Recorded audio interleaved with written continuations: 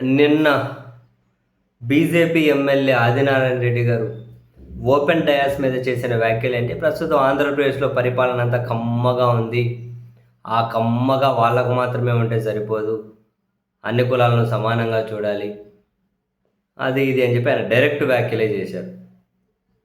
Of course ఆంధ్రప్రదేశ్లో TDP ప్రభుత్వం ఎప్పుడు వచ్చినా చంద్రబాబు నాయుడు గారి సర్కార్ ఈ ఫీల్ ఏదైతే ఈ ఈ రెండు అక్షరాల చుట్టూ ఉన్నటువంటి రాజకీయము, ఈ రెండు అక్షరాల చుట్టూ ఉన్న పవర్ గురించి ఎప్పుడూ చర్చ జరుగుతుంది, వేరే విషయం. అండ్ ఆంధ్రప్రదేశ్ తెలంగాణలో ఆ సామాజిక వర్గం ఖచ్చితంగా డామినేషన్కి ప్రయత్నాలు చేస్తూ ఉంది, కొన్నిసార్లు విజయవంతం అయ్యారు కూడా.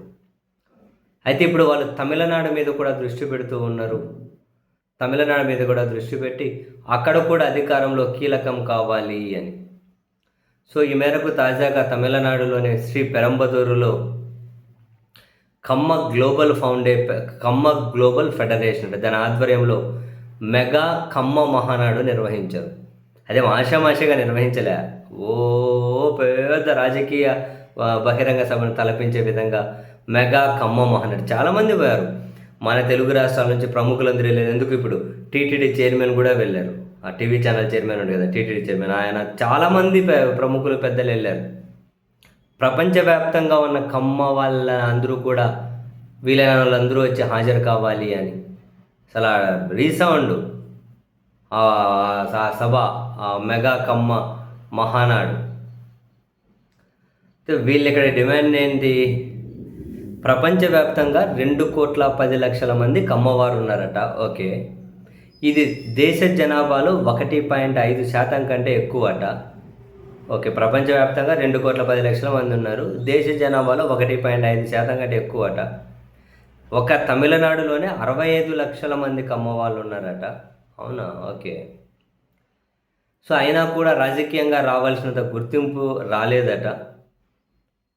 మా కమ్మ పవర్ ఏంటో చూపెడతాం, మా కమ్మ ప్రపంచనాన్ని చూపెడతాం, త్వరలో తమిళనాడులో జరిగే అసెంబ్లీ ఎన్నికల్లో ఎవరు అధికారంలోకి రావాలో మేమే డిసైడ్ చేసే పొజిషన్లో ఉన్నాం, కాబట్టి మాకు ఉప ముఖ్యమంత్రి కావాలి, డిప్యూటీ సీఎం కమ్మ వాళ్ళకి ఇవ్వాలి తమిళనాడులో అని ఒక డిమాండ్, ఒక తీర్మానాన్ని కూడా వీళ్ళు ఆమోదించి పంపించారు. ఎవరిస్తారు, తమిళనాడులో ఉప ముఖ్యమంత్రి కమ్మ వాళ్ళకి ఇవ్వాలి అని చెప్పి వాళ్ళ పవర్ చూపెడతారట, వాళ్ళ ప్రభంజనం కూడా చూస్తారట.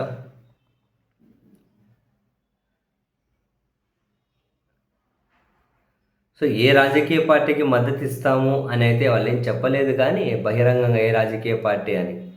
అక్కడ వచ్చిన వాళ్ళు కూడా కొన్ని మాటలు మామూలే కదా. ఇంతకుముందు ఇటువంటి సభలోనే, ఇటువంటి సమావేశంలోనే ఒక ఆయన మాట్లాడుతూ మా రక్త కణాలు క్రమశిక్షణగా ఉంటాయి అనేది అన్నారు కదా, గుర్తుందా? రక్తదానం చేసేస్తుంటే పిలిచి డాక్టర్ అడిగి మీరు కమ్మవారా అన్నారు. అవును అంటే మీ రక్త కణాలు క్రమశిక్షణగా ఉన్నాయి అని చెప్పి అన్నారు. అట్లాంటి అతి మాటలు చాలానే ఉన్నాయి, అవి ఇంకా సుమారు వీడియోలు అవి బయటకు రావాల్సి ఉంది.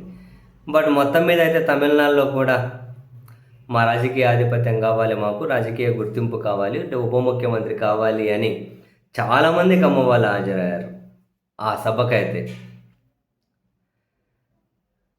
సో ఆంధ్ర, తమిళనాడు, తెలంగాణ, నెక్స్ట్ ఇంకా కర్ణాటక, ఈ 4 రాష్ట్రాల్లో కూడా మా ఆధిపత్యం కావాలి అని చెప్పి ప్రయత్నాలు అయితే చేస్తున్నారు. సరేలేండి, ఆర్థిక బలం ఉంది, మీడియా బలం ఉంది, ఏదైనా కావాలి అన్నా గట్టిగా ట్రై చేయండి, సాధ్యమవుతుందేమో. ఏం పోరాడితే పోయేదేమీ లేదు కదా, పోరాడండి.